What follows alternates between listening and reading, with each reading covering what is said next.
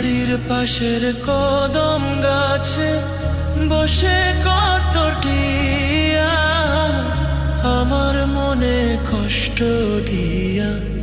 করে করলা বিয়া